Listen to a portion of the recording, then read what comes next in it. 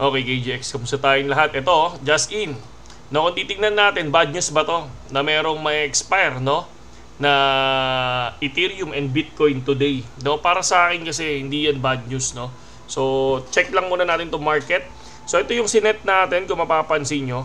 So, medyo muntik na tayong ma-SL mga kapatid dito sa area na to. Again, ako, pag nagtitrade ako mga kapatid, hindi malaki ang margin na tinitrade ko. Minsan $4 lang, $5, $20, hanggang $50 to $100. Ganyan tayo mga kapatid. And ang ang lagi kong tinitrade minsan talaga spot tayo. So ang asset natin nasa spot. So ngayon, ito yung 1115 DCA ang ginawa natin diyan mga kapatid. Kaya mapapansin nyo, nag-entry ako sa 115 190. So tingnan natin kung ano mangyayari. Magka-cut loss ba ako dito sa 116 500 or bababa pa yan. Pero sa akin kung susunod kayo, best time na DCA today, no? Tonight, ayan nyo, kung baga mapapansin nyo, 115 ang DCA natin pero nasa 114,897. Pero syempre, do your own research. Syempre, take your own risk, no? Hindi siya financially advised, no? Kasi kung tinitingnan natin, saan ba tayo dapat mag-entry? So, syempre, sa higher time frame dito sa area na to. Pero sa ngayon, ayan yung ginawa natin. Dito tayo nag-entry sa 115 120. Okay? So far, wala pa naman to mababa kasi mababa lang naman margin natin. Kasi kapag sa future, ano lang yan mga kapatid, no? Barya-barya lang talaga ang tinitrade natin. Hindi tulad ng iba na talagang sobrang paldo. Kasi hindi naman tayo mayaman tulad nila. Tayo, nag-aaral. Ano pa lang tayo eh. Kumbaga inaaral pa lang natin yung future. So, ano ba yung sa ulo ko? Spot ang sa ulo ko. Alam niyo naman yan. Kilala niyo naman ako pagdating sa spot, di ba?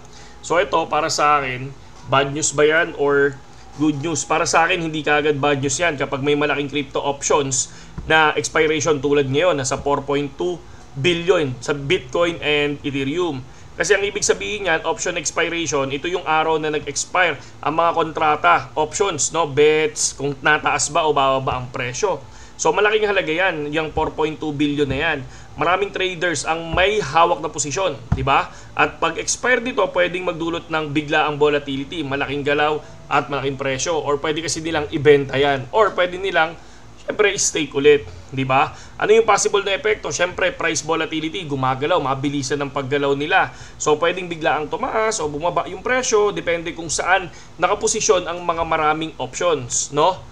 So, yun. So, minsan, Max Pain Theory. Ano ba yung Max Pain Theory? So, madalas ang presyo naglalapit sa level na pinakamadaming traders. No? Ito yung sa support and resistance natin. No? Yun yung tinatawag na Max Pain price. Ayan. Siyempre, short term, karaniwan, epekto niyan, 1 o 2 araw. Yun tingin ko. Kasi, dati nakita ko na rin yan. Marami ng ganyan eh. So, tingnan nyo, kapag may mga news na ganyan, i-check nyo yung 1 to 2 days or 3 days. Diba? So, syempre, bottom line, hindi siya agad automatic na bad news, di ba? Syempre, ano lang naman yan, option expiry, normal lang yan nangyayari, monthly, quarterly, yan, ganyan nangyayari yan mga idol. So, syempre, magiging epekto niyan, depende. So, sa nakaposisyon, malaking players, di ba? So, sabi ko nga, sa support and resistance, sana maraming traders, doon yan lilipad, parang ganun. Okay? So, wag kabahan kapag may mga ganitong issue, okay, or mga ganitong news mga kapatid, okay?